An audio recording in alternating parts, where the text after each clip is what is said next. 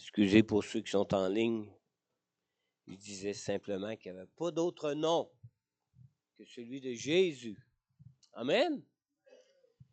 Le seul qui est venu, qui a vaincu la mort, qui a vaincu le péché. Le seul qui est venu, qui peut aussi nous emmener même la guérison, la délivrance, qui peut nous emmener la pleine liberté et qui nous amène, ça se résume en un mot, la vie. Amen. Amen.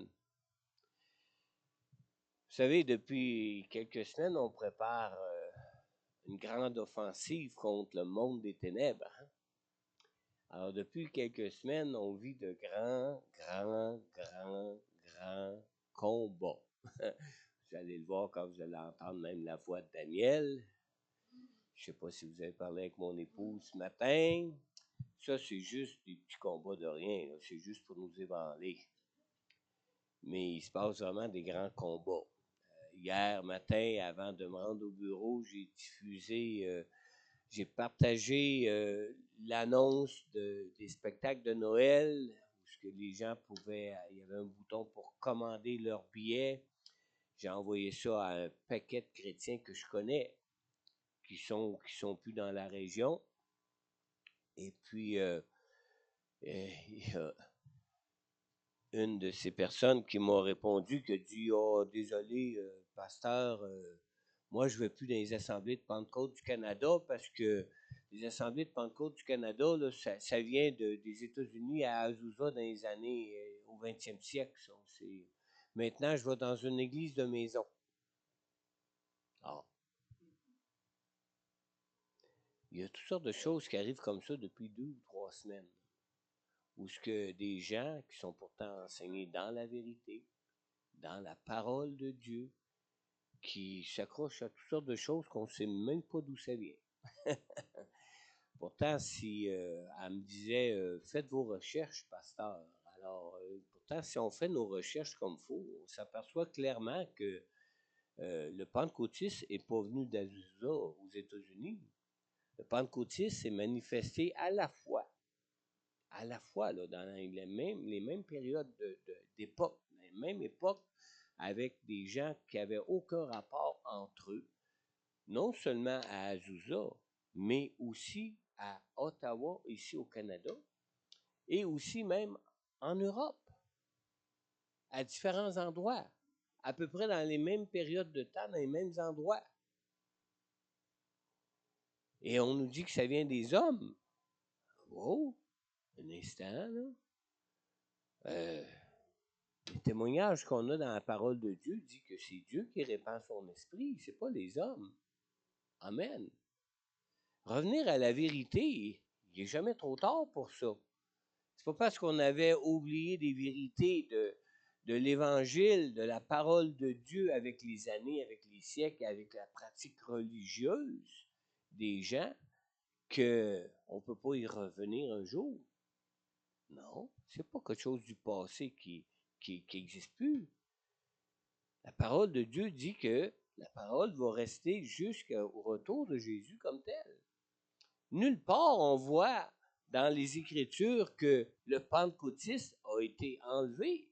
C'est le pentecôtisme, c'est au moment où l'Esprit a été donné sur terre, au jour de la Pentecôte, que l'Église a été créée.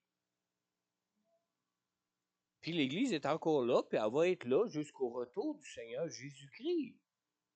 Amen. Jésus ne sauverait plus aujourd'hui. Le Saint-Esprit ne convaincrait plus aujourd'hui. On n'aurait plus besoin du Saint-Esprit aujourd'hui. Non. On a encore besoin des miracles, puis encore plus que jamais. On a besoin encore des signes, des prodiges et des miracles, et encore plus que jamais. Parce que le monde s'éloigne de plus en plus de la vérité et croit de plus en plus aux mensonges. Moi, j'en reviens pas. J'en reviens pas. Des gens qui ont témoigné avoir goûté à la gloire de Dieu, des gens qui ont témoigné avoir vraiment vu la vérité les rendre libres pour des choses dans leur vie qu'aujourd'hui, ils disent non, non, ça, c'est plus pour notre temps. C'est plus pour notre temps. Moi, j'ai rencontré un couple hier.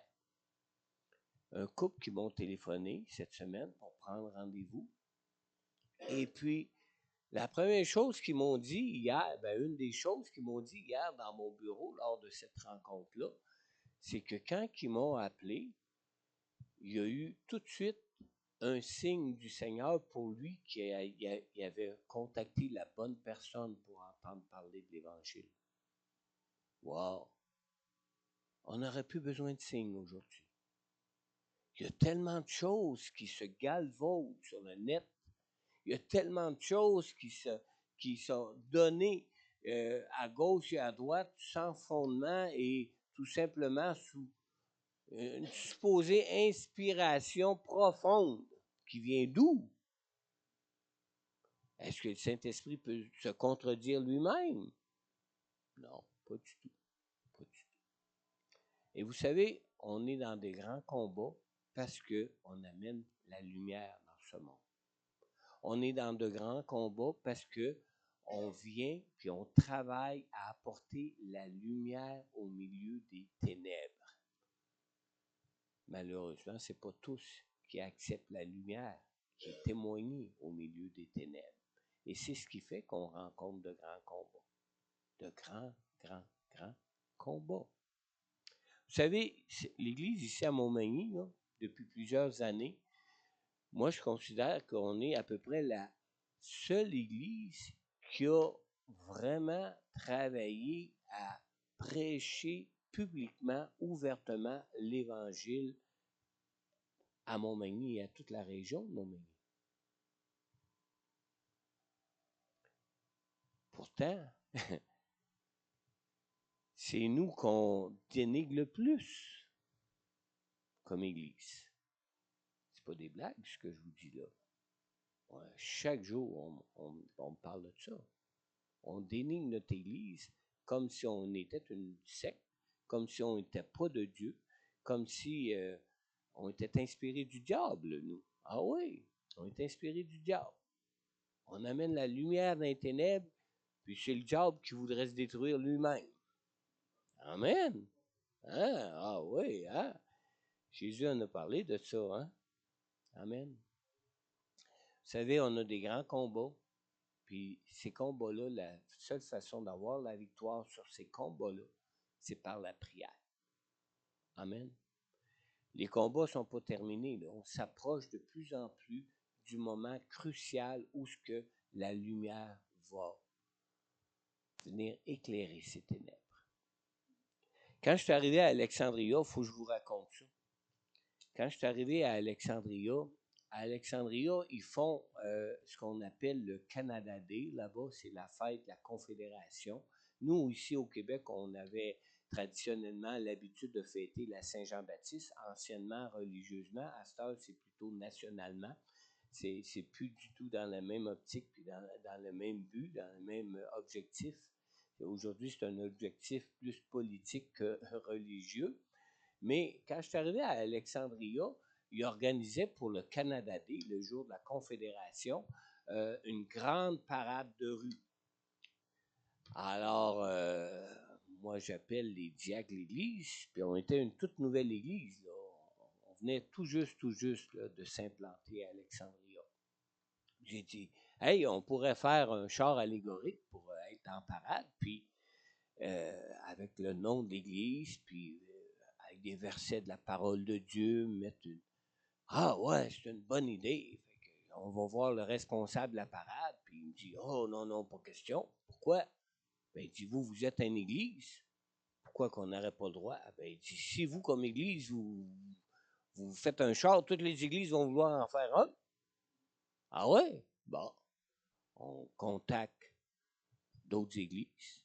On dit, voudriez-vous faire un char avec nous? On dit oui. Alors là, on était plusieurs églises qui voulaient faire ensemble un char. Finalement, ils ont été comme pris qu'ils ne pouvaient pas refuser. Ils nous ont acceptés, puis ils ont accepté notre char allégorique. On avait un beau char allégorique avec une belle grosse Bible, puis un beau verset en arrière, « Heureuse la nation dont l'Éternel est Dieu ». On avait imprimé des petits dépliants. On avait un crayon qu'on avait fait imprimer dessus, Jean 14,6, « Jésus est le chemin, la vérité et la vie ». On enfilait le crayon dans le petit dépliant qui faisait comme un drapeau, avec le drapeau du Canada d'un côté, la croix avec Jésus, la croix de l'autre côté, puis au milieu, le petit message avec le verset « Heureuse la nation dont l'Éternel est Dieu ». On a distribué tout au long de la parade. Puis sur le char comme tel, on avait un message d'unité en accord avec le thème de la parade, qui était une seule nation, un seul Dieu, un seul peuple. Wow! On avait mis sur le char des personnages d'origine, de toutes sortes d'origines, parce que dans la région où on était là-bas, à Alexandria, il y en avait qui étaient d'origine écossaise, il y en avait d'origine irlandaise, il y en avait d'origine francophone, il y en avait d'origine anglophone, il y en avait de différentes origines. Puis on avait des costumes nationaux avec des personnes sur le char qui représentaient ces différentes origines-là pour parler d'unité en Christ. Et puis on avait qui suivait l'auto, puis qui suivait le char tout au long de la parade, puis qui remettait ça à tout le monde. Savez-vous ce qui est arrivé? La journée avant la parade, plus personne ne voulait être sur le char, la journée de la parade. Non, personne. On avait 6 ou 7 personnes costumées en costume national des différentes origines qui devaient être sur le char, qui ne voulaient plus être sur le char. Oh, non, non, non. Pour différentes raisons. Il y en a que le couple il s'était mis à chicaner la veille. Il y en a d'autres, c'était d'autres choses. Il y avait toutes sortes de raisons. Puis il y en a qui c'était tout simplement, mais là, ça ne lui tentait plus, il avait peur du monde. Ouais. On a fait une rencontre de prière la veille au soir. On a prié. La paix est revenue. Puis le lendemain, on a fait notre parade. Et savez-vous quoi? On a gagné le 2e prix des chars allégoriques dans la parade. Mais dans le Glengarry News, qui était le journal du coin, ils ont publié le nom du premier gagnant et du 3e gagnant, mais ils n'ont jamais parlé du nôtre. C'est pas des blagues ce que je vous raconte là. Vous voyez que quand on apporte l'évangile du Seigneur Jésus-Christ, on rencontre de l'opposition qui vient de tous parts, de tous les côtés. Faut pas se laisser ébranler par ça, là. Jésus, le nom qui est au-dessus de tout nom, est souverain, est Seigneur, est vainqueur. Cette semaine, là, les combats, vous allez en avoir, surtout si vous êtes impliqué au sein du spectacle, vous allez en avoir comme jamais vous en avez eu jusqu'à maintenant. Attendez-vous à ça. Soyez pas surpris par ça. Même le Seigneur Jésus nous en a avisé. Que quand on témoigne le nom de Jésus, veut pas, ça soulève de l'opposition de toutes parts. C'est normal. Le diable se démène. Amen. Alors, il va falloir prier. Prier pour demeurer en santé. Prier pour mener le bon combat de la foi. Prier même pour nos ennemis. Parce que c'est ceux-là à qui le Seigneur veut témoigner sa lumière. Pour qu'ils soient touchés, pour qu'ils soient sauvés. Amen. J'ai reçu, cette semaine, le vendredi, on a annulé la rencontre de prière. Vous l'avez vu dans l'annonce de l'agenda ce matin. Pas parce qu'on ne trouve pas que la prière n'est pas importante, c'est parce qu'elle tombe au même moment qu'on fait le spectacle ici à Montmagny pour témoigner des vraies valeurs de l'Évangile. Amen. Alors, c'est la raison pour laquelle on n'a pas fait de rencontre de prière. Par contre, on a reçu de Every Home for Christ un dépliant comme ça qui dit de prier pour nos voisinages. Dans ce dépliant, vous allez avoir des suggestions de prière, qui sont des suggestions de prière, qui sont toutes des suggestions de prière basées sur la vérité de la parole de Dieu.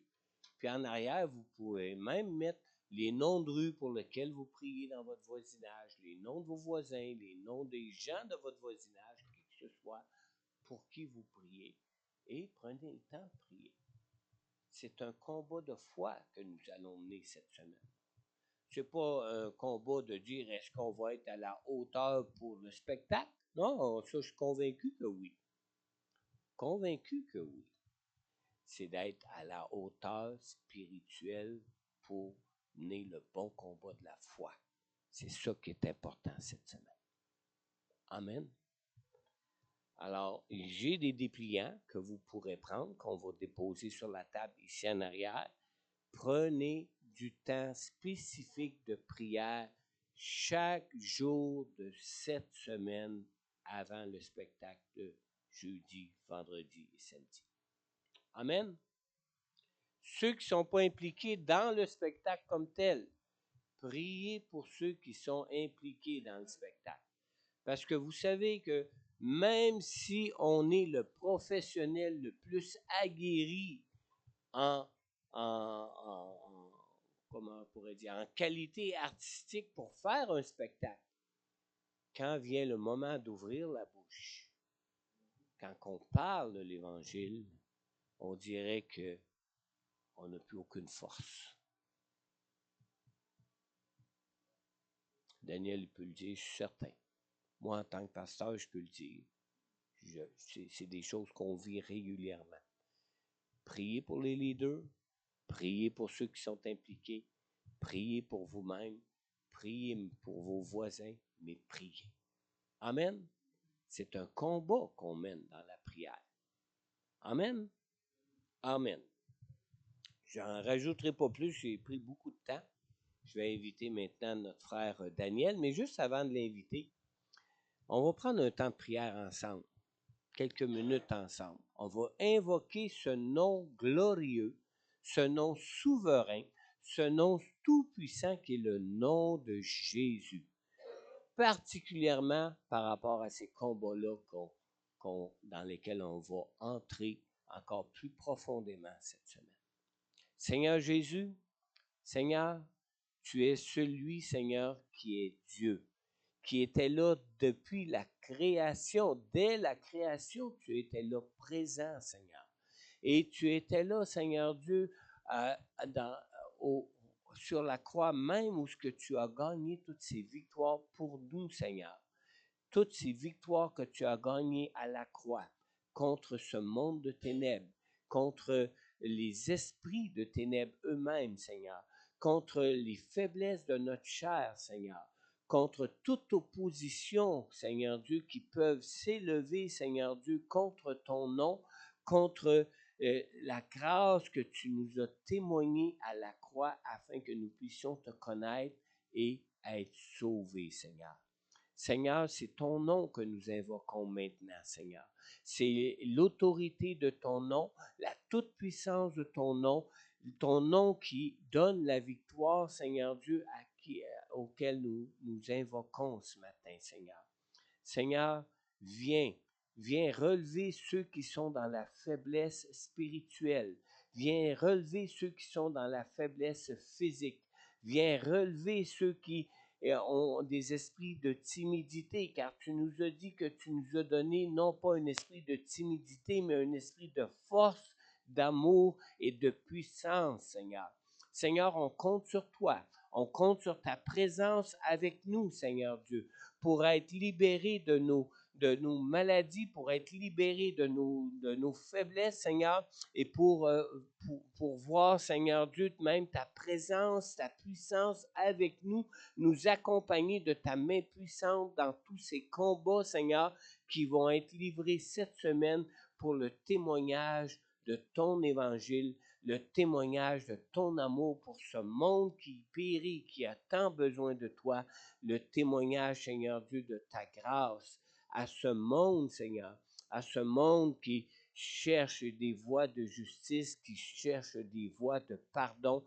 Tu es le chemin, la vérité et la vie, et c'est toi, Seigneur, ton nom que nous voulons élever, Seigneur, ta grâce que nous voulons témoigner, Seigneur, ton amour que nous voulons témoigner, Seigneur, ton pardon, Seigneur, que nous voulons témoigner, Seigneur, afin que les gens soient attirés à toi pour leur salut, pour leur vie, Seigneur Dieu, afin qu'ils puissent te connaître, toi, le seul vrai Dieu, comme nous t'avons connu, Seigneur. On te le demande, Père, dans le nom puissant de Jésus. Et Seigneur, je te prie maintenant que ton Esprit tout-puissant, Seigneur, dispose nos cœurs à cet enseignement, à ce partage de ta parole, Seigneur Dieu, que tu as placé dans le cœur de Daniel pour chacun de nous ce matin qui sommes à l'écoute de ta parole, Seigneur. Et on te prie que l'onction de ton Esprit réside puissamment sur ton serviteur Daniel pour qu'il connaisse ainsi toute la liberté, Seigneur, que ton Esprit peut lui donner pour rendre témoignage de ta parole qui est la vérité qui peut nous rendre libres, Seigneur. On te le demande, Père, dans le nom puissant de Jésus. Amen. Amen. Pasteur Daniel.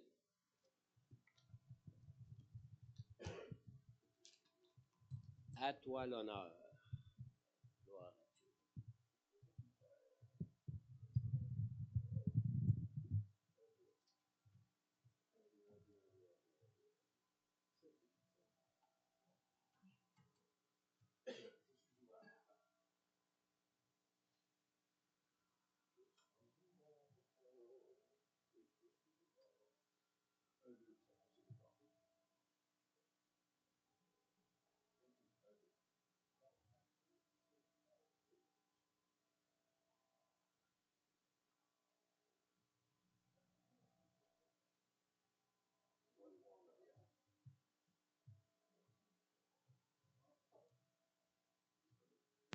Dieu.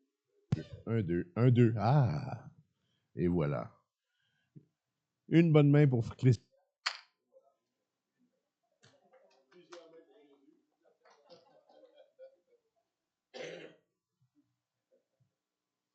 Alors, bonjour à tous. Je veux d'abord prendre le temps de remercier tous ceux qui se sont impliqués. On leur permet.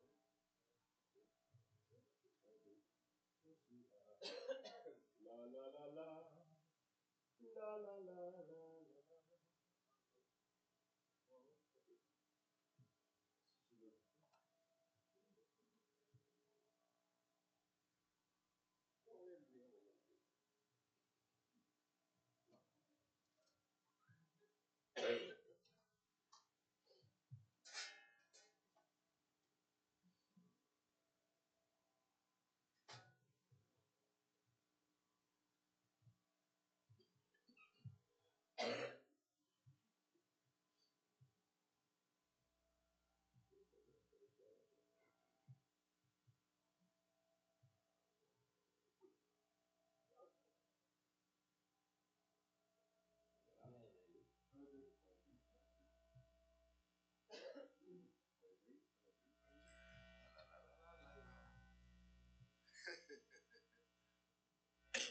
On peut pas vous entendre ce message.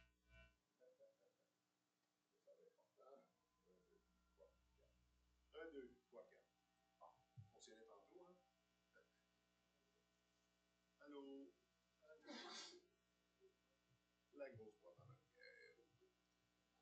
On va lever les antennes, on les met. Un, deux. Oui. Voilà. Un, deux. Ah. Ça va?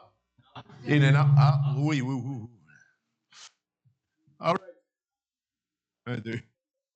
Ça va, là? Un, deux. Je sais pas. Là, je m'entends.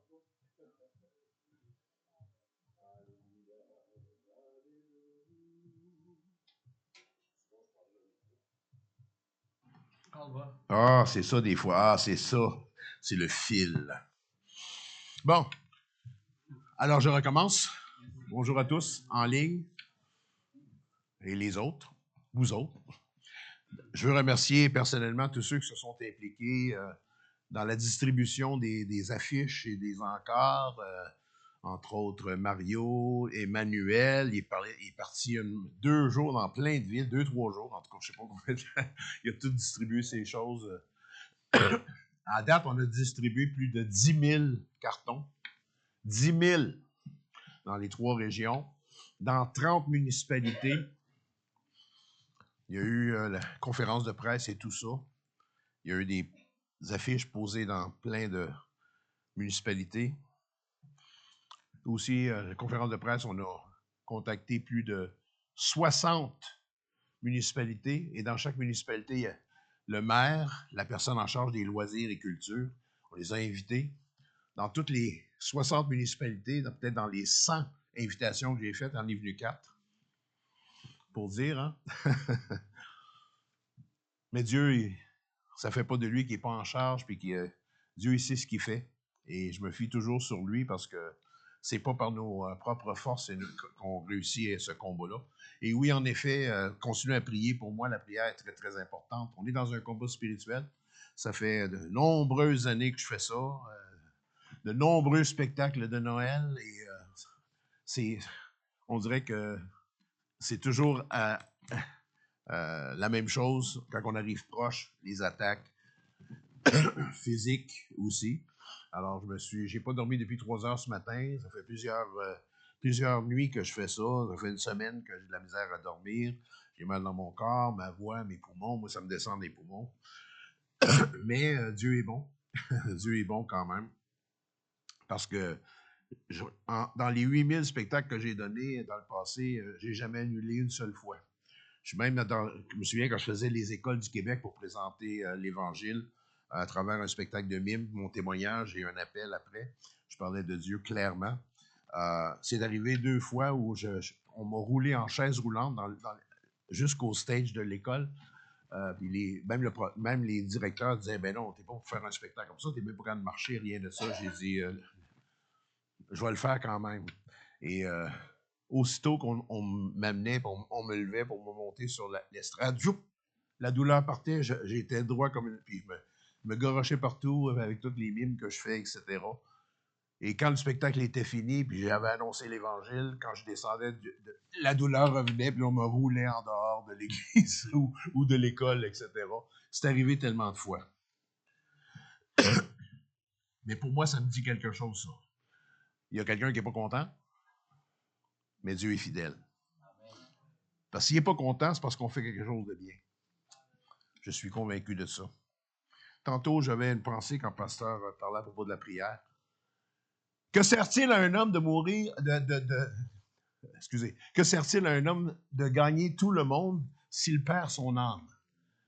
Que donnerait un homme en échange de son âme? Juste cette parole-là, pour moi, ça me montre qu'un âme pour Dieu, il n'y a pas de prix. Donc, tous les efforts qu'on fait, les amis, peu importe que ça soit difficile ou pas difficile, on ne le fait pas pour nous-mêmes, on ne le fait pas pour notre gratification, mais on le fait parce qu'il y a l'éternité en jeu pour beaucoup de gens. Je ne sais pas les résultats. Je ne sais pas combien de monde qui va venir. On a de la place pour au-dessus de 1000 personnes. De 700 à 800 à l'Apocatière, 150 ici et 200 à Saint-Malachie. Est-ce qu'on a vendu tous les billets? Je ne pense pas. Pas encore. J'ai reçu plusieurs réservations. Les gens ont payé en ligne et tout ça. Mais on ne remplit pas encore nos salles. Mais ça, pour moi, ce n'est pas important. Même si dans le passé, on a toujours rempli à 3/4 si l'on plaît, avec 80% de non-croyants, moi, je me fie à la fidélité de Dieu. Parce qu'il y a un maximum qu'on peut faire, humainement. Le reste, ça appartient à Dieu. Puis c'est pas un spectacle qu'on présente. On n'est pas là pour chanter des rigodons puis passer un bon temps de Noël à donner aux gens. Mais c'est un temps... J'ai toujours dit ça aux gens, que la période des fêtes, selon les statistiques, c'est le plus haut taux de suicide au monde. Le plus grand le taux de dépression, de gens seuls. Vous savez qu'il y a des gens qui sont dans des résidences de personnes âgées, que leurs familles viennent à Noël les visiter pendant 1 heure, 2 heures. Après ça, ils s'en vont chez eux faire leur party dans leurs affaires et on oublie ces personnes-là. Il y en a même qui vivent sans aucune visite. Tant qu'on va être sur la terre, Dieu nous appelle à proclamer sa parole. Amen. Donc, continuez à prier. C'est une guerre spirituelle. Aujourd'hui, on s'en va à Saint-Malachie, la dernière pratique, toute la gang ensemble, avec les instructions, les dernières instructions. Déjà, ça a coûté des sous pour louer les salles, l'équipement, qu'est-ce qui manquait, des choses comme ça. Il y a des commanditaires qui ont rentré. Merci Seigneur pour ça. Il y a plein de choses qui sont en train de se produire. C'est dans les mains de Dieu. Il y a des choses qu'on n'est pas en contrôle. Mais je sais une chose, c'est que je sais qui est Dieu et que peut faire Dieu. Et comme on dit, nous on fait ça pour une raison, c'est pour pouvoir dire aux gens que Noël, c'est pas courir dans les magasins pour acheter le plus possible. C'est pas les ventes de vendredi fou. Mais c'est l'âme des gens qui ont besoin d'entendre. On vit dans une période de noirceur totale et ça en vient de pire en pire. J'ai déjà mentionné cela plusieurs fois, comme quoi qu'on s'en va vers des temps difficiles. Mais le peuple de Dieu n'a rien à craindre. Et le message que je veux amener aujourd'hui, si je suis capable de l'amener. On est-tu là? Oui? Oui? OK. Je suis ouvert. Je suis ouvert. Hop. Et voilà. Merveilleux. On est là, là? Ah! Ça va être un message important aujourd'hui. À cause des attaques qu'on subit, sachez une chose que quand on est en Dieu, et j'espère que vous l'êtes tous, on a un privilège. Le message s'appelle une révolution de l'identité. J'en ai parlé un peu dans le passé, qui on est en Jésus. On est plus que vainqueurs. Celui qui est en nous est plus grand que celui qui est dans le monde. Je peux tout par celui qui me fortifie. On est des enfants de Dieu, des co-héritiers avec Christ, etc. Mais je veux me concentrer encore sur ce message ou sur une autre aspect du message. Je veux qu'on réfléchisse du fait qu'on va passer de l'orphelinat spirituel à l'identité royale. Parce que quand on est en Jésus, c'est pas juste une croyance. Pour nous, c'est pas juste quelque chose qu'on adhère. C'est pas un club social. C'est pas une nouvelle pensée. C'est pas de la philosophie. La Bible, elle nous dit, si elle dit, dans Galates 3,26, ça dit « Vous êtes tous fils de Dieu par la foi en Jésus-Christ. » Est-ce qu'on comprend vraiment ce que ça veut dire, être fils de Dieu? Pas fils de Jérôme ou de Ghislaine ou de... Ça, on a des parents qui sont physiques. Mais quand on dit qu'on est rendu des fils et des filles de Dieu, c'est un peu plus différent. Quoique l'analogie est la même, mais dans une autre dimension. Vous êtes, pas vous serez, pas vous étiez, vous êtes présent maintenant. Comme Dieu il dit, je suis celui qui est. Pas j'étais, pas je serai, je suis. Et de toute éternité, Dieu ne change pas. Et quand on a cette identité-là avec Christ, on est. Pas on va devenir, pas on était, mais on est fils de Dieu. Et ça par la foi.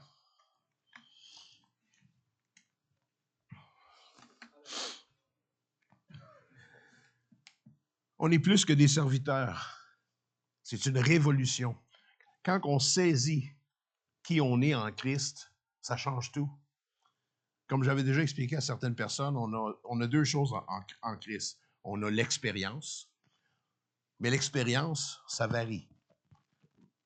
Parce qu'une journée, on n'a pas le goût, puis une journée, on a le goût. Hein? Une journée, on est sans spirituel, puis l'autre journée, on n'a pas le goût de venir à l'église, on n'a pas le goût de ci, on se fait attaquer, nos émotions sont à l'envers. On n'a plus le goût de continuer. Ah, puis l'autre journée, ça change encore. Ça, c'est l'expérience en Christ. Mais il y a une autre chose qui est stable et qui ne change pas, c'est notre identité. Et je veux qu'on se concentre là-dessus aujourd'hui, sur l'identité que Dieu nous donne. Il y a une vérité qui peut transformer toute une vie. Nous sommes fils et filles de Dieu.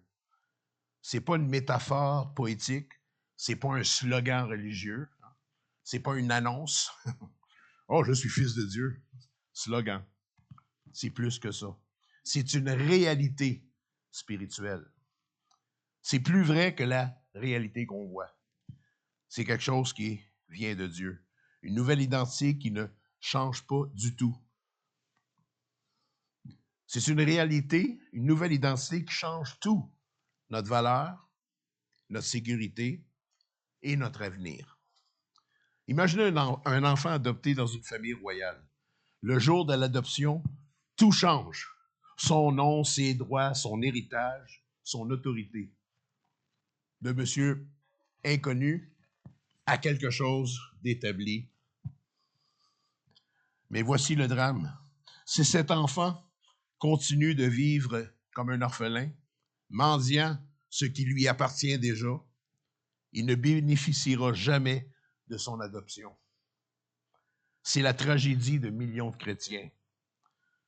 La Bible dit que « Mon peuple périt par manque de connaissances ». Et souvent, je vois des chrétiens vivre leur vie chrétienne toujours abaissés, jamais dans la victoire. Et je ne parle pas des épreuves normales, la santé, le travail, le manque de travail, les attaques, etc.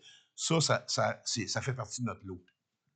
Mais malgré cela, quand on connaît notre identité, on devient inébranlable. On est capable d'affronter n'importe quoi. Par la foi en Christ, nous avons été adoptés dans la famille de Dieu. Plus d'orphelins spirituels, plus d'errance intérieure.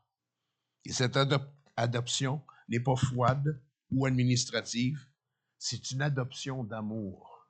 À cause de son amour, on a été établis dans sa famille. Donc, cessons de vivre comme des orphelins et marchons comme des enfants du roi. Point 1. Un amour préalable, gratuit et démesuré. La Bible ne commence pas en disant « Fais ceci pour devenir enfant de Dieu ». Elle dit « Regarde combien Dieu t'aime déjà ». Dans 1 Jean 3, chapitre 3, verset 1, ça dit « Voyez quel amour le Père nous a témoigné pour que nous soyons appelés enfants de Dieu, et nous le sommes. » Et c'est vraiment marqué comme ça dans la Bible.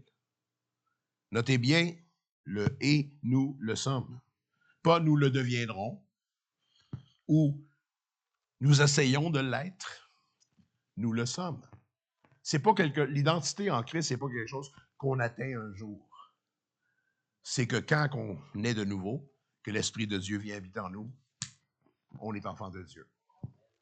On est héritier, on va parler de ces choses-là, de qui on est. Et ça ne change pas, c'est inébranlable. La seule personne qui peut le faire ébranler, c'est nous-mêmes, parce qu'on n'y croit pas. Mais quand on se met vraiment à comprendre et à croire cela, il n'y a plus rien qui peut nous arrêter. Notre identité découle d'un acte d'amour préalable. Dieu nous a aimés. Avant que nous ne fassions quoi que ce soit, Dieu nous aimait déjà, depuis la fondation du monde. Avant même que tu naisses, avant même que tu sois une pensée dans tes parents, avant même que tes grands-parents aient pensé à tes parents qui ont pensé... Depuis le début des temps, Dieu nous aimait. Car Dieu a tant aimé le monde. Il a tant aimé le monde qu'il a donné son Fils unique afin que quiconque croit en lui ne périsse point, mais qu'il ait la vie éternelle. C'est quelque chose qui est établi depuis toute éternité.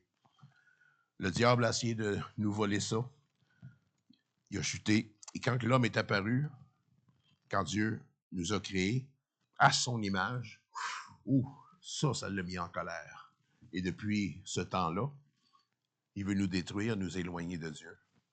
La Bible a dit dans Jean 1, 12, « À tous ceux qui l'ont reçu, à ceux qui croient en son nom, elle a donné le pouvoir, exousia, le mot pouvoir, de devenir enfant de Dieu. » Le mot grec exousia signifie droit légal autorité, nature nouvelle. Voici, toutes choses sont passées. Voici, tout est devenu nouveau. Nouvelle naissance. Ce qu'on était, peut-être en apparence, on peut ressembler à la même personne. Mais quand on est né de nouveau, on est une nouvelle créature. Nos péchés sont effacés. Dieu ne voit plus nos péchés. Il voit Jésus qui se met entre nos péchés et Dieu. On n'est plus blanc que neige. On a une nouvelle identité. Avant, on était des étrangers.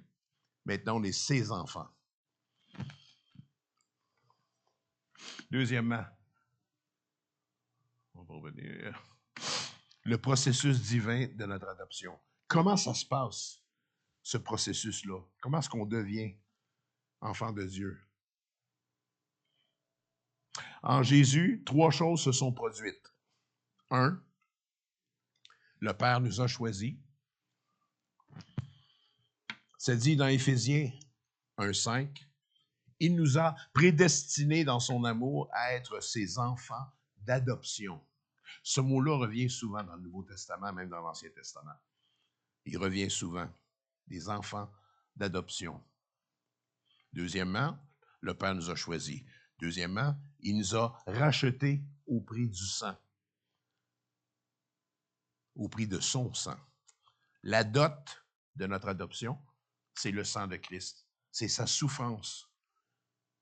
Pensez à ça. Il y a quelqu'un qui a payé le prix pour nous rentrer dans cette famille-là, la famille de Dieu. C'est pas n'importe quoi. Et c'est le sacrifice ultime. Il nous a rachetés au prix du sang. Troisièmement, il a mis en nous, je vais y revenir, là. Hop. Comment? Et ça a de la misère, ça? Ah oui, il nous a rachetés au prix du sang. Il a mis en nous son esprit. Imaginez-vous l'esprit de Dieu. Celui qui a tout créé, celui qui peut tout, sait tout, peut tout, maintenant habite en nous. C'est pas n'importe quoi, ça. Et ça dit dans la parole, dans Romains 8, 15, 16, « Vous avez reçu un esprit d'adoption par lequel nous crions « Abba, Père ». L'Esprit lui-même rend témoignage à notre esprit que nous sommes enfants de Dieu. Que nous sommes, pas serez, que nous serons, mais nous sommes enfants de Dieu. Le mot « Abba », Père, c'est pas un terme religieux formel qu'on utilise comme ça, mais ça veut dire papa. Dieu est rendu notre Père, et lorsqu'on devient ses enfants, on acquiert ce droit-là d'appeler Dieu notre Père. Pas juste au Dieu. Tu sais, beaucoup de gens prient Dieu comme s'il était loin, puis espérant qu'un jour il va répondre, il va entendre nos prières. Non, c'est notre Père. On comprend ça, même que souvent, certains d'entre nous ont été élevés dans des familles avec un père, peut-être c'est plus difficile, qui nous a rejetés ou qui n'était pas présent, etc. Donc, souvent, on a une conception faussée d'un père. Mais Dieu, c'est le Père suprême. Le mot papa, c'est un mot d'intimité totale. Jésus lui-même utilisait ce mot dans le jardin de Gethsémani. Lorsqu'il a été tenté, les disciples dormaient, puis lui, il disait « Éloigne de moi cette coupe ». Et ça dit dans Marc 14, 36, il disait « Abba, Père, toutes choses te sont possibles. Toute chose pour toi est possible. Abba, Père. » Quatrième des choses aussi, c'est un amour inconditionnel et transformateur. Dieu ne nous aime pas parce que nous sommes devenus bons. Il nous aime, point final. Il nous aime, pas à cause d'eux, il nous aime, point final. Et parce qu'il nous aime, il nous adopte. Il nous transforme. Et il nous relève lorsque nous tombons. C'est son travail. Dans Romains 5, 8, ça dit, Dieu, Dieu prouve Je ne pense pas que Dieu il a besoin de prouver quoi que ce soit, mais parce qu'on est des êtres faillis, faibles, Dieu aime ça nous prouver qu'il existe, qu'il est présent. Dieu prouve son amour envers nous en ce que, lorsque nous étions encore pécheurs, Christ est mort pour nous. Pas sûr, moi. Il y a quelqu'un qui me ferait du tort, qui me ferait tout le temps du tort, etc., que ça serait facile pour moi de l'aimer. Ou de même dire, je vais mourir pour quelqu'un qui m'haït, puis qui n'arrête pas de me faire du tort, puis qui blesse ma famille, etc. J'aurais pas tendance, humainement, évidemment. En Dieu, c'est possible. C'est tout un challenge, mais c'est possible. Mais pour Dieu, alors qu'on était des pécheurs, qu'on n'était pas aimables, qu'on le rejetait, qu'on le blasphémait, Christ est mort pour nous quand même. Ça, c'est difficile à comprendre, ce genre d'amour-là. Et Dieu veut qu'on aime les autres avec ce genre d'amour-là, un amour sacrificiel, qui pense aux autres avant de penser à soi-même, qui cherche l'intérêt des autres au lieu d'être notre propre intérêt. Dieu ne nous a pas aimés après qu'on soit devenus dignes. Pendant que nous étions des pécheurs, il a décidé de nous aimer. Pensez à ça. Il n'y a aucun amour sur terre qui peut être égal à ça. Quelles sont les implications pour vivre en enfant et non en esclave? Parce que dans le monde chrétien, tu as les deux. Tu as les gens qui ont compris et qui vivent comme des enfants de Dieu. Et il y en a d'autres qui vivent encore comme des esclaves. Premier point.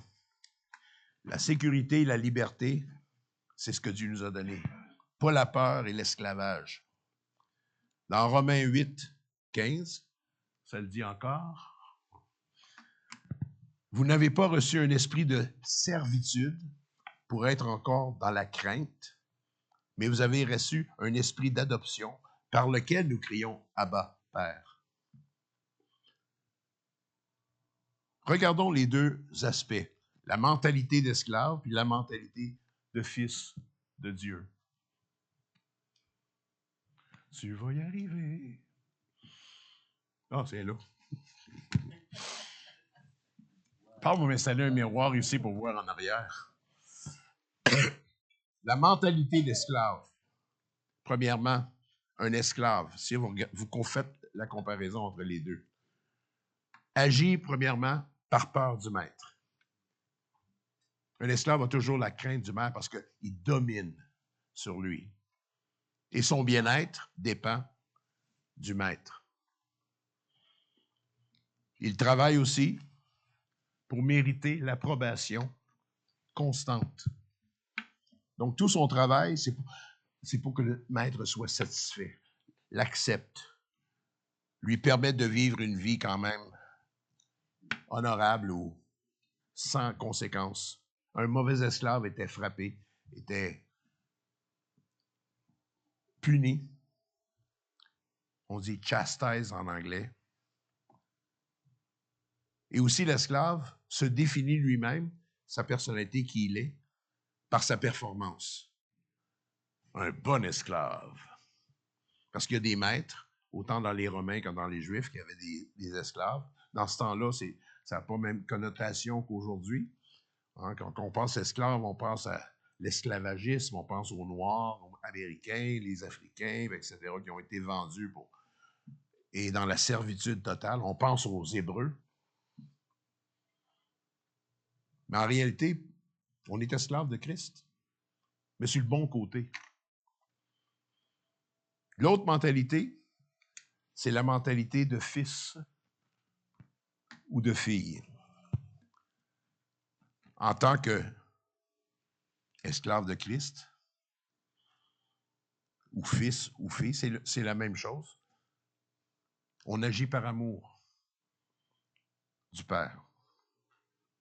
On sert parce qu'on est reconnaissant. Puis on n'est pas dans l'obligation. On vit dans la sécurité de l'amour inconditionnel de Dieu. Et on se définit par son identité. Donc, notre identité nous définit et non par la performance.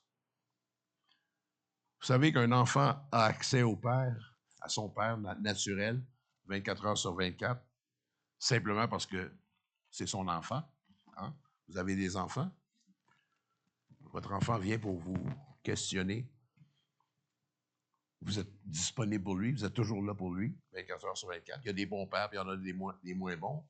Mais généralement, on a accès à notre Père 24 heures sur 24. La Bible le dit dans Hébreux 4, 16. Approchons-nous donc avec assurance du trône de la grâce. Vous savez, quand que Jésus est mort sur la croix, et ça dit qu'il a donné son dernier souffle, Père, pardonne-leur, car ils ne savent pas ce qu'ils font. Il a rendu son esprit, il dit, tout est accompli. Il y a eu un tremblement de terre, le voile du temple s'est déchiré pour nous donner accès maintenant direct. Un accès 24 heures sur 24, 7 jours par semaine, 365 jours par année, siècle après siècle.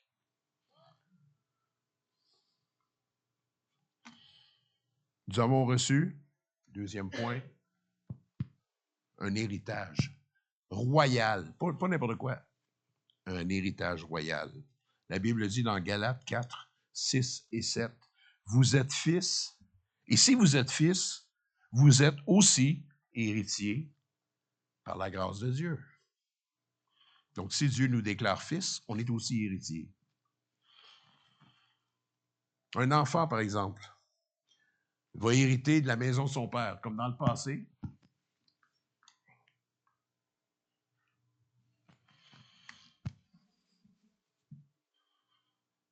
On voyait ça dans le passé. Tout dans ce temps-là était construit solidement, les maisons, tous les meubles, ça durait. Hein? Pas comme aujourd'hui, Ikea ou des affaires que après 10 ans, c'est fini, on le jette, on ne peut pas le donner à nos enfants. Ils doivent s'en acheter eux-mêmes. Mais souvent, dans le passé, et même depuis des siècles et des siècles, la maison familiale retombait aux enfants, qui est encore bonne, qui est redonnée aux enfants. C'était un héritage. Mais nous, ça fonctionne de la même façon. Nous héritons de toutes les promesses de Dieu. De toutes les promesses de Dieu. Pas juste certaines, de toutes les promesses de Dieu. On hérite aussi de sa présence permanente. Pas juste de temps en temps, pas juste quand ça y tente. Surtout si on pense que Dieu, à un moment donné, il ne faut pas le déranger, il est en train de dormir. Fait penser au prophète Élie avec les prêtres de Baal sur la montagne. Il dit, criez plus fort, criez plus fort.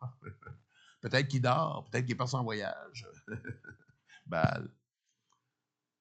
La Bible nous dit, je serai avec vous jusqu'à la fin. Jésus a promis à ses disciples. Jusqu'à la fin. La fin de quoi? La fin. Ou dans l'Ancien Testament, il dit, je ne t'abandonnerai pas. Je ne te délaisserai pas. Combien de fois ça s'est répété? Que Dieu promet d'être là tout le temps. C'est parce qu'on ne le réalise pas. Souvent, on pense que Dieu n'est pas là parce qu'on sent qu'il n'est pas là. Parce qu'on se fie sur nos sentiments et non sur ce qui est écrit et non sur ce que Dieu déclare. Vous savez, notre identité, elle ne change pas parce qu'on se sent bien ou on se sent mal. Une journée, il est là, une journée, il n'est pas là.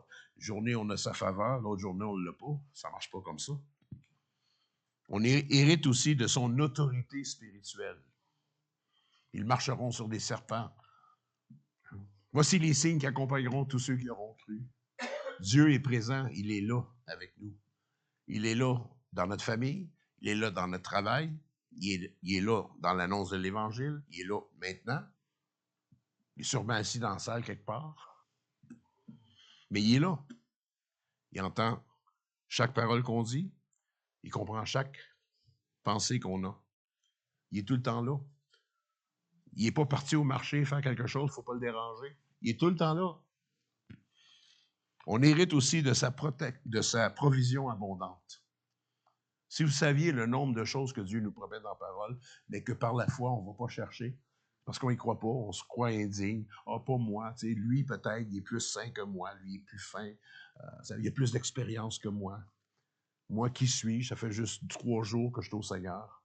Savez-vous qu'on a les mêmes privilèges la journée qu'on est de nouveau que celui qui a 50 ans de vie chrétienne, puis qui est fidèle, puis qui prêche l'Évangile? Le petit nouveau qui arrive dans la maison de Dieu a la même provision, la même attention de Dieu, la même présence permanente, les mêmes promesses. Ça ne s'ajoute pas à mesure qu'on marche avec lui. La sainteté, oui, on devient de plus en plus saint, de plus en plus selon l'image de Dieu, de gloire en gloire. Mais toutes ces choses-là que nous héritons sont là en permanence du moment qu'on devient ses enfants et surtout de sa protection divine. Vous savez, Dieu ne permet pas qu'il arrive quoi que ce soit à ses enfants, à moins qu'il y ait un plan derrière. Et souvent, dans notre petite pensée humaine, on juge les choses qui se passent selon notre perception des choses et non ce que Dieu déclare. Il a dit qu'il serait là tout le temps.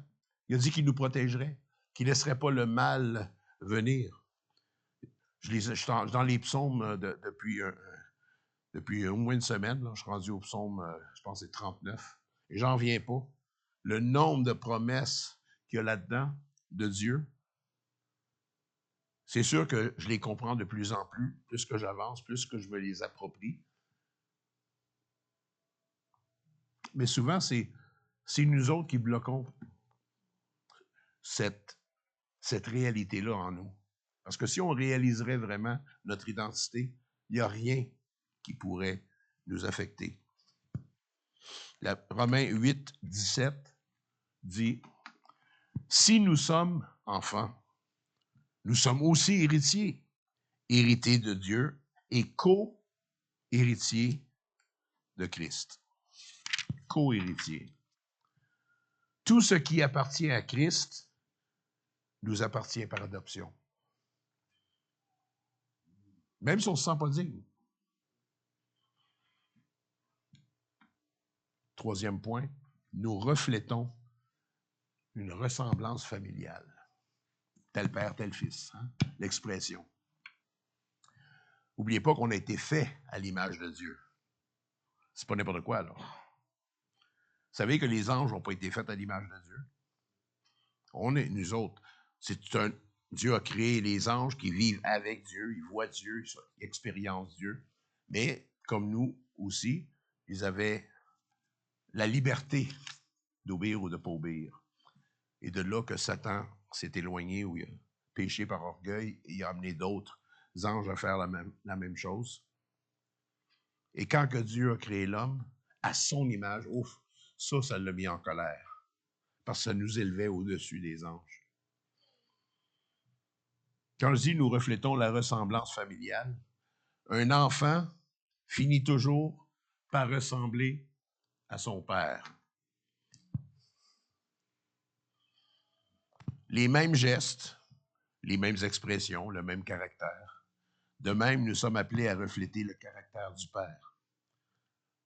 Quoi? Son amour inconditionnel, sa bonté gratuite, sa vérité sans compromis, sa pureté sans tache et sa justice miséricordieuse.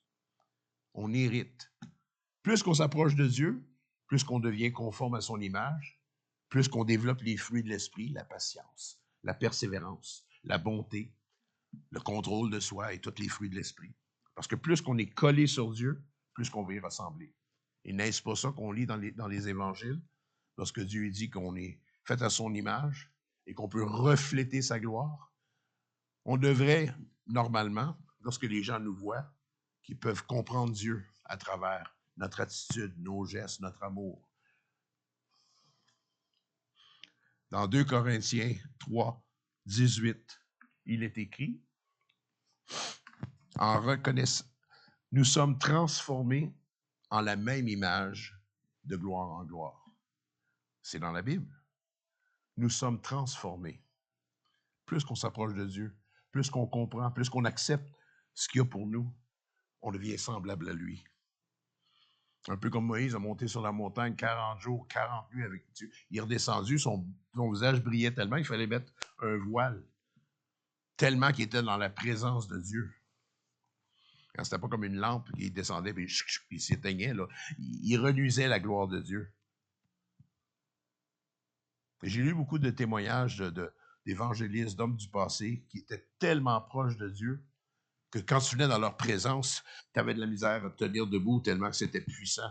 Si on parle de Charles Finney, on parle de grands hommes qui ont causé des réveils. Ils rentraient à un endroit, les gens se repentaient tout de suite. Il n'avait même pas dit un mot. Tellement qu'ils reflétaient la gloire de Dieu. Et ça, c'est pas exclusif à une personne parce que, ah oui, c'est un grand prédicateur. Vous savez que on est tous pareils. On peut tous être utilisés de Dieu. Il n'y en a pas un de meilleur que d'autres.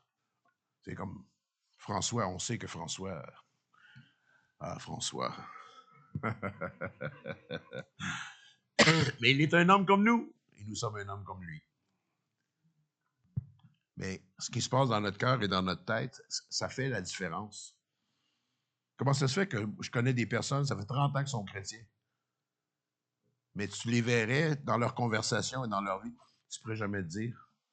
Ils le sont parce qu'ils disent qu'ils le sont, mais ils ne reflètent pas cette gloire-là, parce qu'ils n'acceptent pas qui ils sont en Dieu.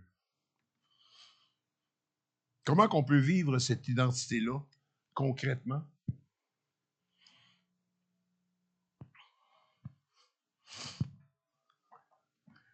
Ça dit, dans le Nouveau Testament, à propos durant la persécution, dans Actes 4, 13, ça disait, ils reconnaissaient qu'ils avaient été avec Jésus.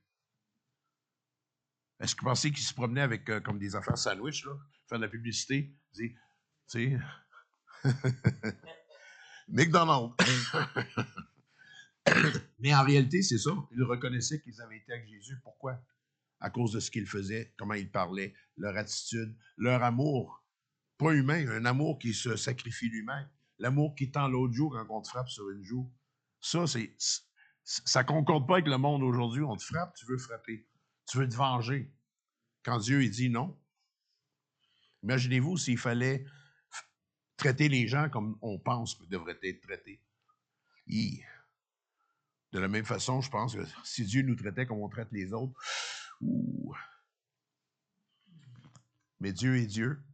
Et lorsqu'on se connecte sur Dieu, lorsqu'on se vêtit, on se revêtit, on se revêt plutôt, pas se revêtit, c'est un mauvais français, on se revêt de la présence de Dieu, de l'identité de Dieu, on devient semblable à lui. Et les gens, ils reconnaissent. Est-ce qu'il y en a ici qui ont des gens qui ont dit, c'est que toi, toi? Ils sont bien différents. Ça, je l'ai eu souvent. Il y en a d'autres, par exemple, que des fois, quand je lis ma lumière, ils trouvent que je brille trop. Je suis trop. Ça, je l'ai entendu souvent. Mais merci Seigneur, au moins, ils le voient.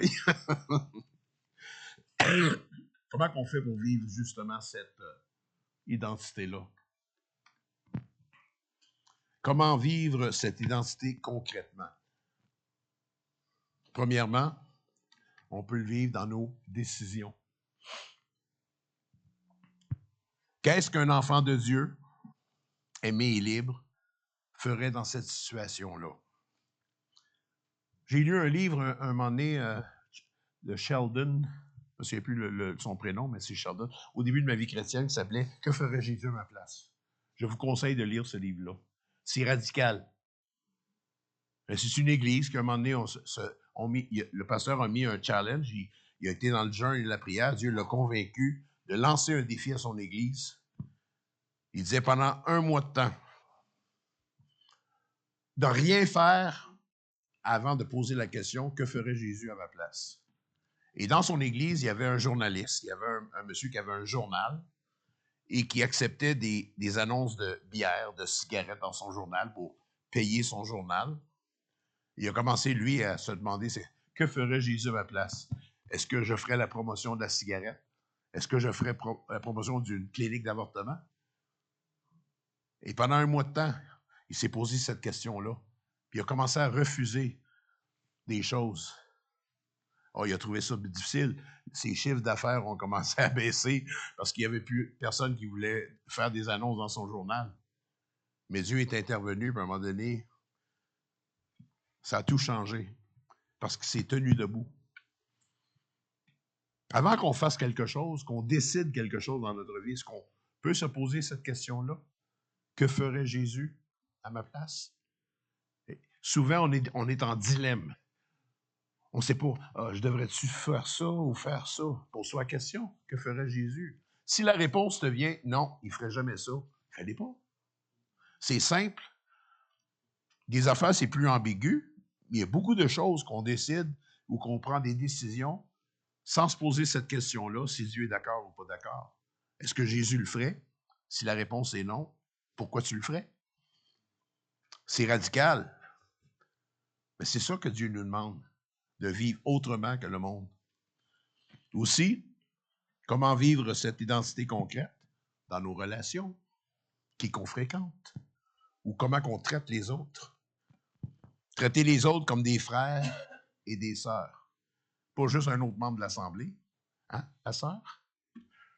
Elle fait partie de ma famille maintenant. Et je suis maintenant son oncle. C'est ma nièce. Je suis son oncle. On fait partie de la même famille. Frère, sœur, ma tante, mon oncle, la même famille. Parce qu'on a le même père, on est frères et sœurs dans la foi. J'ai fait partie de quelques assemblées. Dans le passé, ça fait 44 ans que je suis au Seigneur. Et j'ai vu des assemblées. Souvent, c'est le problème avec les grosses assemblées. Il y a des gens qui ne se connaissent même pas. Ils savent qu'ils sont là, mais ils ne se parlent jamais, ils ne vont jamais souper ensemble, ils ne prient jamais ensemble, ils ne s'assoient jamais l'un à côté de l'autre. C'est ça le problème un peu avec les grosses assemblées. C'est le fun parce que là, on n'a pas une grosse assemblée, on souhaite grandir, et ça, c'est Dieu qui fait la croissance. Mais on a ce privilège-là de se connaître plus intimement. Je peux dire que depuis que j'ai déménagé ici, depuis le 14 décembre, j'ai commencé à avoir des relations avec plusieurs d'entre vous. Je connais de plus en plus. On a soupé ensemble, on a travaillé ensemble, on s'est parlé. On commence à se connaître.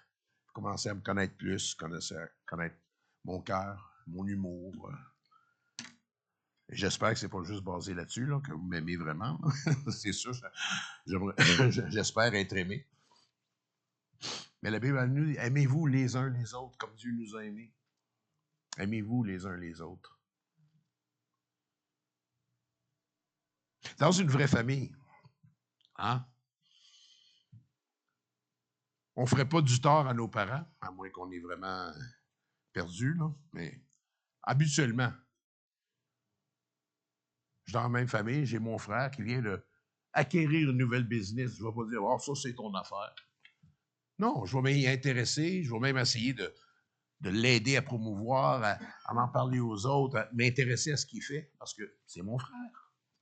Mais c'est drôle que dans l'Église, où on est encore plus frères et sœurs que dans le physique, on l'est spirituellement, puis on va passer l'éternité ensemble, souvent on s'ignore. Ah oui, ça c'est son affaire.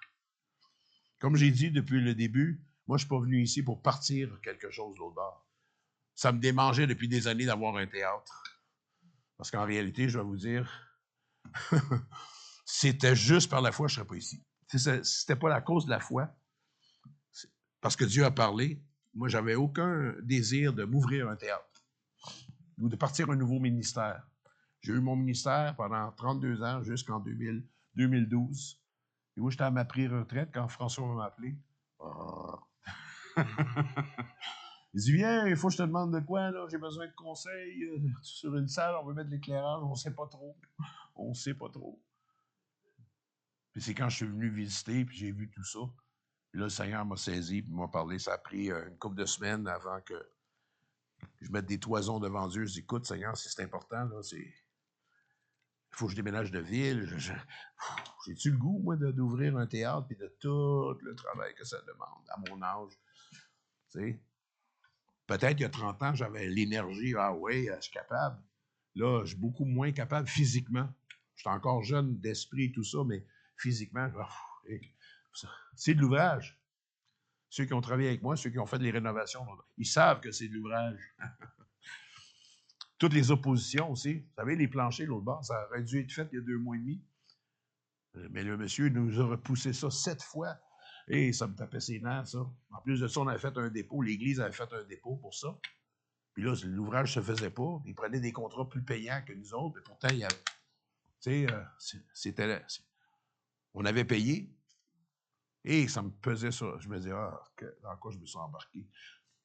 Ça m'arrive. Mais parce que Dieu m'a appelé, parce que Dieu m'a dit de faire ça, le reste, ça ne m'appartient pas. Moi, je vais avancer. Peut-être que demain, la trompette va sonner et on n'aura pas le temps de finir le théâtre en arrière. C'est pas mon affaire. Tant que Dieu ne reviendra pas, moi, je vais travailler avec un plan, avec quelque chose que Dieu a mis dans mon cœur, puis on avance là-dedans.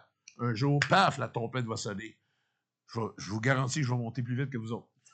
Même malgré mon poids, je vais monter vite en tabarnouche. J'ai tellement hâte. Mais d'ici ce temps-là, mes yeux sont fixés sur le but, sont fixés sur ce que Dieu m'a promis, puis je travaille, malgré la fatigue. Le spectacle de Noël là, qu'on fait, là, c'est le plus dur. De toutes les années que j'ai fait ça, c'est le plus dur. J'ai eu le plus de refus maintenant que la loi C2, C9, C8, puis C je sais pas quoi. Les gens nous refusent. J'ai jamais eu ça avant. C'est religieux, votre affaire? Oh non, on ne veut pas toucher à ça. La loi C2. J'ai jamais eu ça avant. D'opposition. Pas juste physique, mais aussi les gens changent. Les gens veulent rien savoir de Dieu. Alors, il faut user de stratégie. Il faut être comme des serpents, mais sages aussi. Comme des colombes. Mais ça ne m'arrêtera pas. On a déjà prévu que le 12 février, on va ouvrir le Café L'Autre Bord. Le Café L'Entracte. Première phase de la mission. Pour attirer les gens. Pour s'autofinancer aussi. C'est ça un des buts. Pas toujours attendre pour les autres pour nous financer. On va faire notre part. Mais ça va être un restaurant où les gens de partout vont pouvoir venir manger un bon sandwich, une soupe, avec des activités. Le 12 décembre, c'est ce qu'on a prévu. Même si le reste n'est pas encore ouvert, c'est pas grave. On va commencer par ça. On va être fidèle avec ce que Dieu nous donne, même si c'est juste ça. Fidèle dans les petites choses, Dieu va nous en confier les plus grandes. Si je me fie juste à l'opposition, puis comment c'est dur, puis on n'a pas l'argent, puis on n'a pas... J'avancerai pas. Mais j'avance par la foi, parce que Dieu a parlé, parce que Dieu m'a dit. Puis quand Dieu dit quelque chose, j'obéis. Même si ça semble pas logique, même si je ne vois pas de mes yeux tout de suite les résultats. Si Dieu a dit, tu t'en vas par là, OK, Seigneur, je m'en vais par là. Il dit à Abraham, va dans un pays que tu ne connais pas. Ah oui, vas-y. Où ça? Là. dans quel coin? Là. OK. Je sais pas où je m'en vais, mais je m'en vais. Là. C'est ça notre vie chrétienne, on ne sait pas. Hein? Si je regarde toutes les 44 années, tous les chemins que j'ai passés à travers, ce que j'ai fait, les fois que j'ai tombé, ce que Dieu m'a corrigé, que j'ai été encouragé par d'autres, toutes les expériences qui sont hauts et bas, hein, les expériences.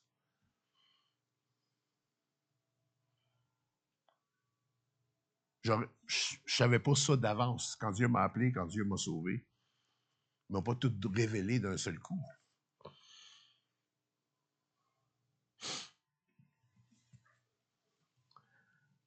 Comment vivre cette identité concrètement? Aussi par nos prières. Notre Père qui est aux cieux. Pas ô lointain Dieu qui est aux cieux. Notre Père qui est aux cieux. Abba Père. C'est personnel, là. Je ne m'adresse pas à un Dieu lointain qui, j'espère, qu'il va entendre mes prières. Il entend tout le temps mes prières. Parce que c'est mon Père. Puis il m'aime comme son enfant. Donc, cette identité-là, concrètement, on peut la vivre dans nos prières. Comment on s'adresse à Dieu. Comment est-ce qu'on a confiance. La Bible dit dans Jacques que celui qui s'approche de Dieu, qui demande, c'est exemple, si tu manques de foi, demande-la à Dieu, qui va te donner librement. Mais sache que si tu t'approches de Dieu, il faut d'abord que tu crois que Dieu existe et qu'il est le rémunérateur de ceux qui le cherchent. Parce que beaucoup de gens vont prier, mais ils ne croient pas. Il y en a qui vont prier parce qu'ils doivent prier. C'est marqué dans la Bible de prier, donc je prie, mais je ne crois pas. La foi, c'est de savoir que Dieu nous entend tout le temps. Qu'ils répondent ou qu'ils ne répondent pas tout de suite, favorablement, négativement, ou simplement attends un peu. Dieu a entendu ma prière. Il l'a entendu, parce que c'est mon Père. Quatrième manière de vivre notre identité concrètement. Oui. C'est notre autorité spirituelle, c'est ma dernière page. Dans notre autorité spirituelle. Les fils et filles du roi ont l'autorité du roi. Il est écrit dans Luc 10, 19, « Je vous ai donné le pouvoir de marcher sur les scorpions, les serpents, etc. Tout pouvoir m'a été donné au ciel, sur la terre, sous la terre. Au nom de Jésus, tout genou fléchira. Toute bouche confessera. » Quelles sont les implications pour vivre en enfant et non en esclave?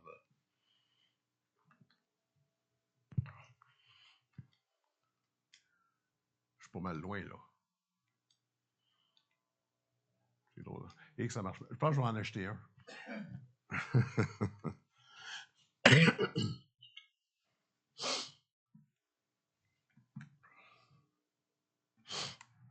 Wow.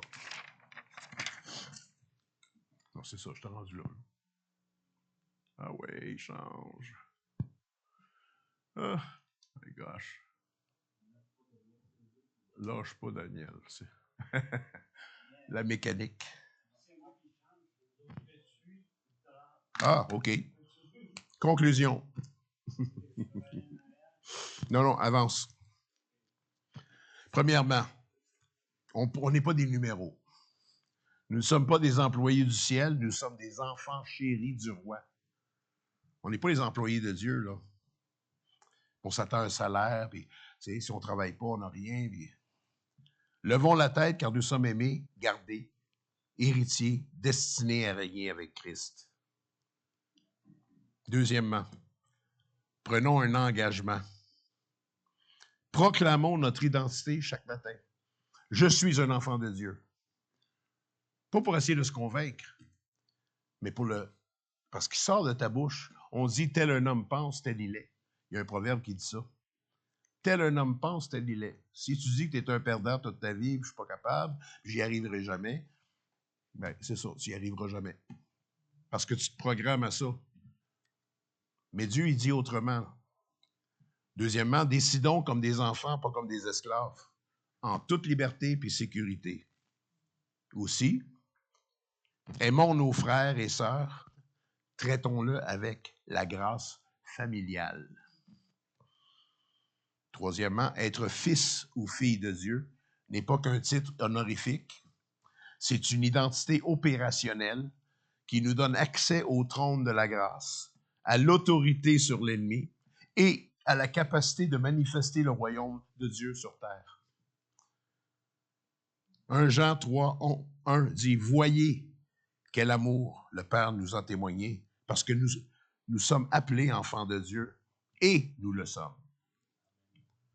Cinquièmement, marchons dans notre identité divine avec autorité. Une génération qui ne mendira plus, ne doutera plus, mais qui opérera avec l'autorité que Christ nous a donnée. Pourquoi que dans le passé, quand on regarde certains hommes de Dieu qui commandaient et les choses arrivaient, il y en a qui étaient utilisés à Dieu par des miracles, des guérisons. C'est toujours étonnant de voir ça. On pense que ces hommes-là sont spéciaux. Mais tout ça, on est accessible. C'est pour nous. Sixièmement, les actions de grâce. Célébrons notre adoption divine. Soyons heureux, soyons contents qu'on appartient à la bonne famille. Rendons gloire à Dieu pour l'amour extraordinaire qui nous fait passer de l'état d'orphelin à celui de fils et filles. Remercions-le pour l'adoption divine qui nous donne accès au Père et à toutes les ressources du royaume. Louons-le car nous ne sommes plus des esclaves, mais enfants et héritiers de Dieu. Septièmement, le discernement spirituel. Développons la sensibilité du Saint-Esprit. Prions pour développer une relation intime avec le Saint-Esprit qui nous guide dans toute la vérité. Demandons le discernement spirituel pour reconnaître la voix du Père au milieu des bruits du monde. Parce que souvent, c'est ça, on se laisse distraire. Hein? Comme Pierre, qui a vu Jésus marcher sur les eaux. Seigneur, si c'est toi, commande que je vienne te rejoindre. Il est temps. Pierre s'est levé, débarqué de la barque, il a commencé à marcher. Mais quand il a tourné la tête et il a vu la tempête, il s'est rappelé qu'il y avait une tempête. S'est mis Et pourtant, il a marché sur les eaux. Intercédons pour cultiver un cœur humble et reconnaissant qui discerne les temps et les saisons de Dieu. Savez-vous qu'on est présentement dans une saison de Dieu? Nous vivons, je crois, j'en suis convaincu, dans la fin des temps. Et nous sommes la génération que Dieu a choisie pour témoigner dans cette fin des temps. Pas n'importe quand, là. Huitièmement, l'autorité spirituelle. Marchons dans l'autorité de notre identité. Réclamons l'autorité spirituelle que Christ nous a donnée sur toutes les œuvres de l'ennemi. Prions pour exercer cette autorité avec sagesse, humilité, dépendance du Saint-Esprit. Intercédons pour briser toute forteresse démoniaque qui retient captifs les habitants de notre région. On veut voir des gens sauvés à travers ce qu'on va faire, à travers le projet aussi de l'autre bord. Lions l'ennemi. Réclamons ce qui nous appartient. Neuvièmement, la communion fraternelle. Manifestons l'unité de la famille de Dieu. Parce que les gens vont reconnaître qu'on est ses disciples par l'amour qu'on a les uns pour les autres. C'est comme ça que les gens disent, ah, ils sont bien spéciaux, les autres. D'abord, sont en train de. Ils s'aident constamment, ils s'appuient constamment, ils s'aiment, ils sont patients les uns avec les autres. Célébrons notre appartenance à la famille de Dieu qui transcende toute barrière humaine. Prions pour l'unité authentique entre tous les membres du corps de Christ dans notre Église et demandons la grâce de nous traiter mutuellement comme des frères et sœurs bien-aimés du même Père. Romains 8, 16 dit, l'Esprit lui-même rend témoignage à notre esprit que nous sommes enfants de Dieu. Je le mentionne souvent. Éphésiens 4, 3 dit, vous efforçant de conserver l'unité de l'Esprit par le lien de la paix. Oh, c'est beau. Et Jean 1, 12 dit, à tous ceux qui l'ont reçu, à ceux qui croient en son nom, elle a donné le pouvoir de devenir enfants de Dieu. Amen. Amen. Prions.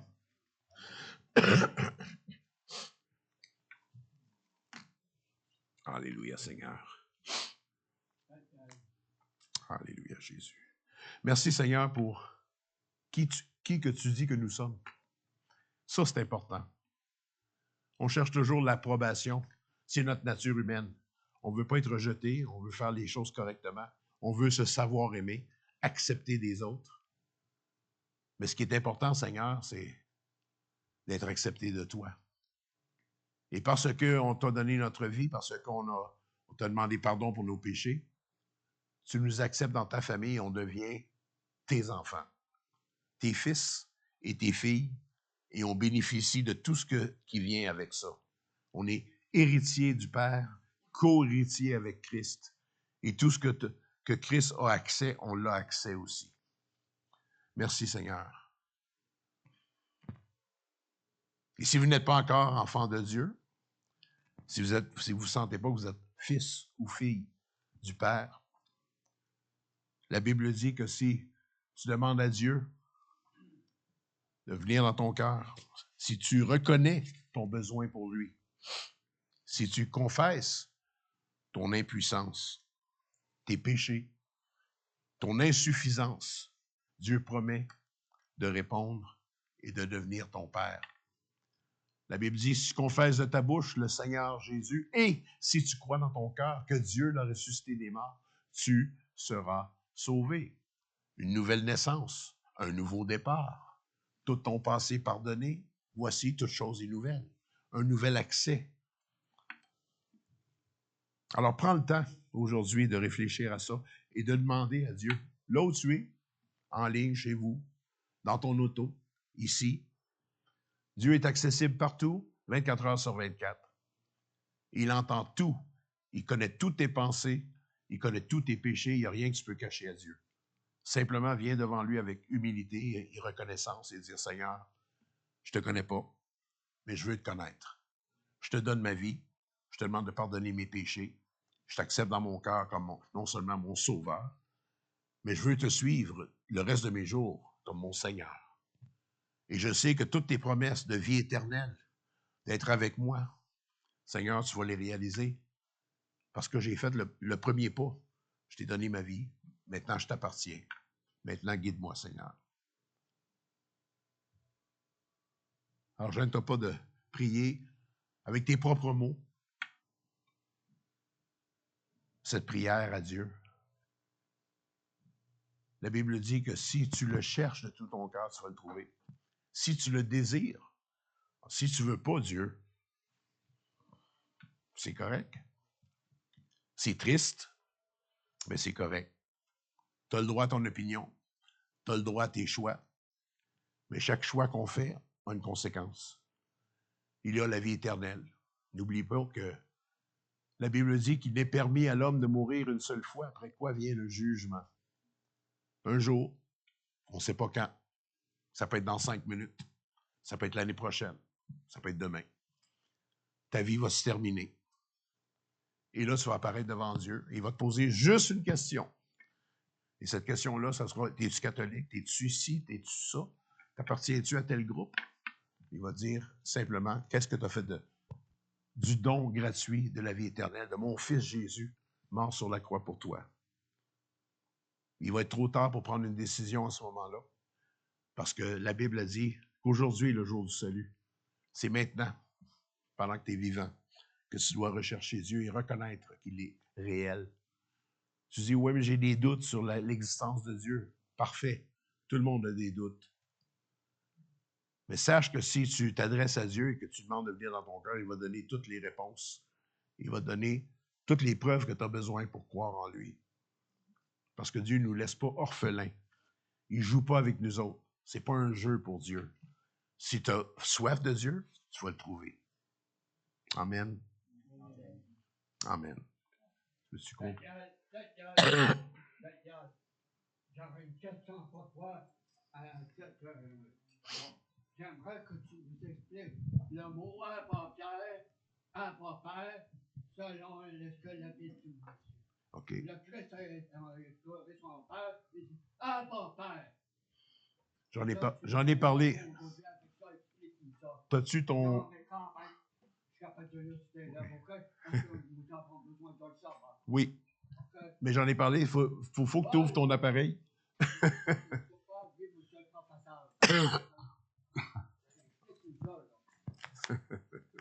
Merci Alain, on va revenir là-dessus plus tard éventuellement. Maintenant, pour ce matin, je sais qu'il y en a plusieurs d'entre vous qui sont attendus à Saint-Malachie pour la répétition générale. Alors, on va simplement terminer ce matin dans la prière maintenant. Et je vous rappelle le feuillet de prière que vous avez eu, là.